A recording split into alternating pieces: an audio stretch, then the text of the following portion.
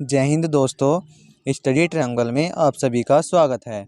दोस्तों, इस वीडियो में हम एसएससी के सभी एग्ज़ाम जैसे SSC CGL, MTS, CPO, CHSL जिसमें भी जीके से संबंधित प्रश्न पूछे जाते हैं उन सभी को हम इस वीडियो में पढ़ने वाले हैं। दोस्तों, इस वीडियो में हम टॉप 35 प्रश्न को पढ़ेंगे जो कि आपके प्रीवियस ईयर क्वेश्चन होंगे। जी हाँ दोस्तों, जो आपके विगत परीक्षाओं में आए हुए प्रश्न हैं उन सभी को हम वन लाइनर की फॉर्म में पढ़ेंगे।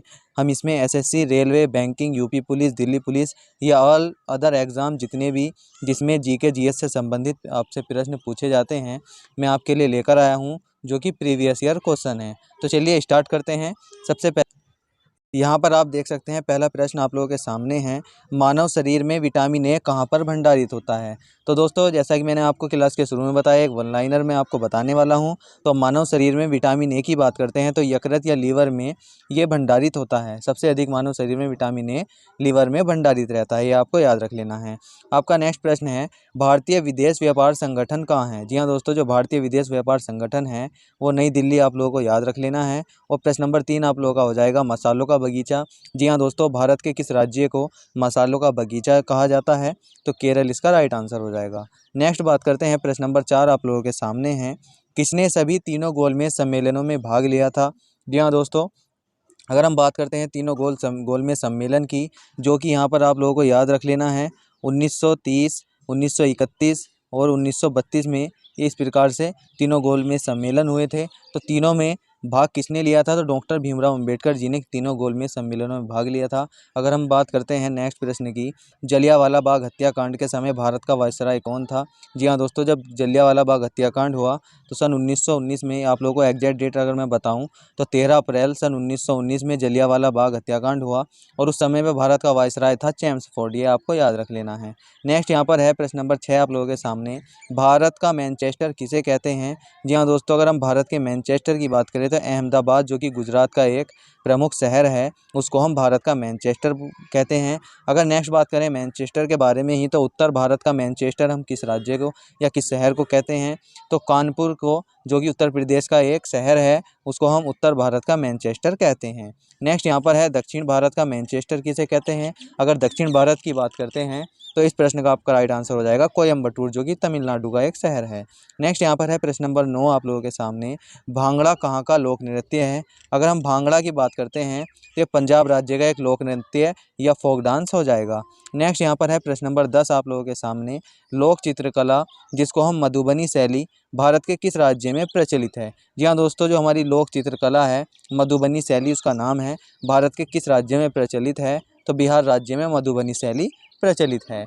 नेक्स्ट यहाँ पर बात करते हैं, किस वर्ष स्वामी विवेकानंद ने विश्व धर्म सम्मेलन में भाग लिया था। अगर बात करते हैं स्वामी विवेकानंद की, तो 1893 में शिकागो में विश्व धर्म सम्मेलन हुआ था। स्वामी विवेकानंद ने यहाँ पर 1893 में इसमें भाग लिया था। नेक्स्ट यहाँ पर है, महाभारत का प्राचीन नाम क्या है। अगर महाभारत के हम पुराने नाम की या प्राचीन नाम की बात करें तो जैन संहिता इसका राइट आंसर हो जाएगा। नेक्स्ट यहाँ पर है प्रश्न नंबर 13 आप लोगों के सामने, न्यूट्रॉन की खोज किसने की थी। अगर हम बात करते हैं न्यूट्रॉन की खोज की, तो जेम्स चैडविक ने न्यूट्रॉन की खोज की थी। प्रश्न नंबर 14 आप लोगों के सामने हैं, अल्फ्रेड नोबल ने किसका आविष्कार किया था। अगर हम बात करते हैं अल्फ्रेड नोबल की, जो आप नोबल पुरस्कार के नाम बारे में भी जानते होंगे, जो कि इन्हीं के नाम पर दिया जाता है। तो अल्फ्रेड नोबल ने किसका आविष्कार किया था। तो डायनामाइट इसका राइट आंसर हो जाएगा। प्रश्न नंबर 15 आप लोगों के सामने है, कंप्यूटर के जनक किसे कहा जाता है। अगर कंप्यूटर के जनक की हम बात करते हैं तो चार्ल्स बेबेज को कंप्यूटर का जनक कहा जाता है। दोस्तों, जितने भी मैंने आपको ये प्रश्न बता रहा हूँ ये सब प्रीवियस ईयर क्वेश्चन है, आप लोगों को याद कर लेना है। एसएससी के प्रीवियस ईयर क्वेश्चन है और रेलवे में भी बार बार पूछे जाते हैं। नेक्स्ट यहाँ पर है, ज्ञानपीठ पुरस्कार किस क्षेत्र में दिए जाते हैं। अगर ज्ञानपीठ पुरस्कार की बात करते हैं तो साहित्य के क्षेत्र में ज्ञानपीठ पुरस्कार दिए जाते हैं। प्रश्न नंबर 17 है, रामचरितमानस के लेखक कौन हैं। रामचरितमानस की बात करते हैं तो गोस्वामी तुलसीदास जी जो हैं रामचरितमानस के लेखक हो जाएंगे। प्रश्न नंबर 18 आप लोगों के सामने हैं, तुलसीदास जी किसके समकालीन थे? जी हाँ दोस्तों, जो गोस्वामी तुलसीदास हैं जिसने रामचरितमानस को लिखा है, वो किसके समकालीन थे? तो इसका आपका राइट आंसर हो जाएगा अकबर। प्रश्न नंबर 19 है, गांधी जी दक्षिण अफ्रीका से कितने वर्ष रहे? जी हाँ दोस्तों, दक्षिण अफ्रीका की अगर बात करें तो गांधी जी कितने वर्ष रहे थे? तो 21 वर्ष तक गांधी जी दक्षिण अफ्रीका में रहे थे। नेक्स्ट यहाँ पर है प्रश्न नंबर 20 आप लोगों के सामने, स्कर्वी रोग किसकी कमी के कारण होता है? अगर स्कर्वी रोग की बात करते हैं तो विटामिन सी की कमी के कारण स्कर्वी रोग होता है, ये आपको याद कर लेना है। प्रश्न नंबर 21 आप लोगों के सामने है, भारत का राष्ट्रीय आदर्श वाक्य क्या है? अगर भारत का हम आदर्श वाक्य की बात करते हैं तो आप यहाँ पर देख सकते हैं सत्यमेव जयते जो है भारत का राष्ट्रीय आदर्श वाक्य हो जाएगा। अगर प्रश्न नंबर 22 की बात करें तो एंजाइम मूल रूप से क्या होते हैं? तो दोस्तों अगर हम एंजाइम की बात करते हैं, आप सभी लोग प्रोटीन के बारे में जानते होंगे, और प्रोटीन को अगर हम छोटे छोटे भागों में तोड़ें तो उसको ही हम एंजाइम बोलते हैं। नेक्स्ट यहाँ पर है प्रश्न नंबर 23 आप लोगों के सामने, गन मेटल। जी हाँ दोस्तों, गन मेटल किसका एक मिश्र धातु है? आप लोगों को बताना है कि गन मेटल किस किस धातु से मिलकर बनता है। तो दोस्तों इसका राइट आंसर हो जाएगा तांबा, टिन और जिंक से मिलकर गन मेटल बनता है। प्रश्न नंबर 24 आप लोगों के सामने, भाखड़ा नांगल परियोजना किस नदी पर है? अगर हम भाखड़ा नांगल परियोजना की बात करें तो सतलज नदी पर है, जो कि हिमाचल प्रदेश में है, ये आपको याद कर लेना है। यहाँ पर है झूम क्या है? अगर झूम की बात करते हैं तो झूम एक खेती या कृषि का एक प्रकार है। नेक्स्ट यहाँ पर है प्रश्न नंबर 26 आप लोगों के सामने, पनामा नहर का निर्माण किस वर्ष हुआ था? जी हाँ दोस्तों, पनामा नहर बहुत ज़्यादा इंपॉर्टेंट है आपकी परीक्षा की दृष्टि से। इसके निर्माण की अगर हम बात करते हैं तो सन 1914 में पनामा नहर का निर्माण हुआ था। प्रश्न नंबर 27 है, भारतीय स्टॉक बाजार का विनियमन और पर्यवेक्षण किसके द्वारा किया जाता है? जी हाँ दोस्तों, जो भारत का स्टॉक बाजार है उसका विनियमन और पर्यवेक्षण की बात करते हैं तो सेबी के द्वारा की जाता है। नेक्स्ट आपका प्रश्न है, सेबी की फुल फॉर्म क्या है? अगर हम बात करते हैं सेबी की फुल फॉर्म की तो security and exchange board of India SEBI की फुल फॉर्म हो जाएगी। अगर हम इसको हिंदी में इसका नाम जानें तो भारतीय प्रतिभूति एवं विनिमय बोर्ड, ये भी सेबी की फुल फॉर्म हो जाएगी। इसकी स्थापना की अगर हम बात करें तो सन 1992 में इसकी स्थापना की गई थी। प्रश्न नंबर 30 की यहाँ पर बात करते हैं, भारतीय संविधान ने किस अनुच्छेद के अंतर्गत वित्त आयोग का गठन किया जाता है? जी हाँ दोस्तों, भारत के संविधान के किस अनुच्छेद के अंतर्गत जो वित्त आयोग है उसका गठन किया जाता है? तो अनुच्छेद 280 के तहत वित्त आयोग का गठन किया जाता है, ये आपको याद रख लेना है।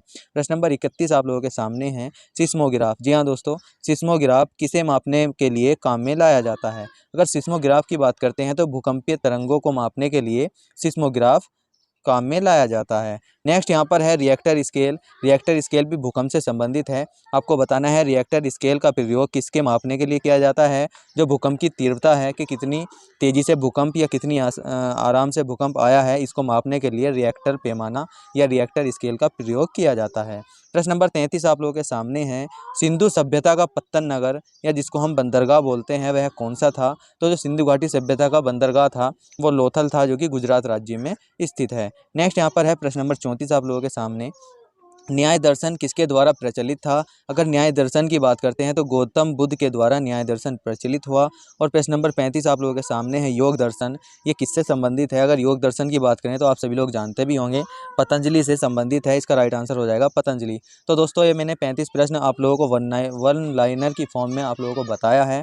तो दोस्तों आपको क्लास कैसी लगी है कमेंट बॉक्स में लिखकर ज़रूर बताएं। और दोस्तों क्लास को यहाँ तक देखने के लिए बहुत बहुत धन्यवाद। जय हिंद।